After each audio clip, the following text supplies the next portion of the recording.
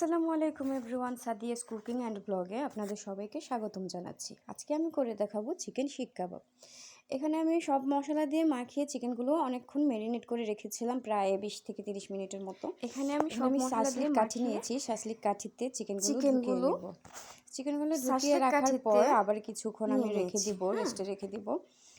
তারপর আমি এখানে একটি প্যান নিয়েছি, প্যানে একটু তেল দিয়ে তারপর এটাকে আমি চারপাশ ঘুরিয়ে নিয়েছি, ঘুরিয়ে নিয়ে একটু গরম করে নিব। খুব বেশি গরম করা যাবে না তেলটা, হ্যাঁ, খুব বেশি তেলটা গরম করলে চিকেনটা খুব তাড়াতাড়ি পুড়ে যাবে। এখানে আমি চিকেন শিক কাবাবগুলা একটা একটা করে দিয়ে নিচ্ছি।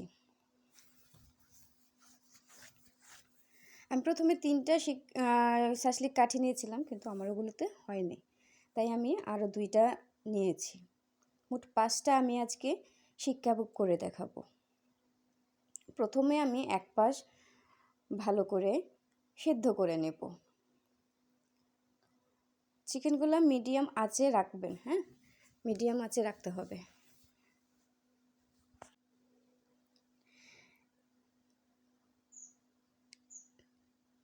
বেশ কিছুক্ষণ হয়ে গেলে তারপর আমি চিকেনগুলো উল্টিয়ে দিব।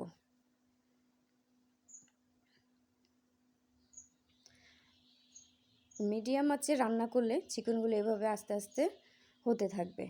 আর যদি আঁচটা বাড়িয়ে দেন তাহলে চিকেন ভেতরে সিদ্ধ হবে না, বাট খুব তাড়াতাড়ি চিকেনগুলো পুড়ে যাবে।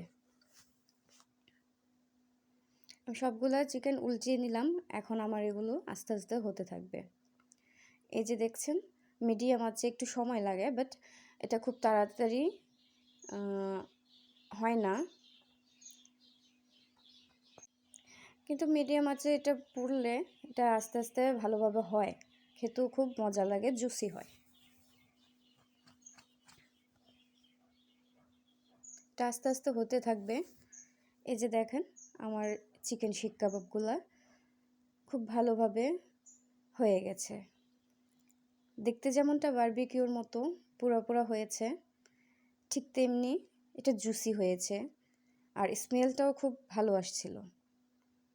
খেয়ে তো বাড়ির সবাই খুব প্রশংসা করেছে। এখানে আমি চিকেন শিক কাবাবগুলোর সাথে খাওয়ার জন্য পরোটা বানিয়েছিলাম। পরোটা দিয়ে চিকেন শিক কাবাবগুলো খুব মজা হয়েছিল, খুব ভালো হয়।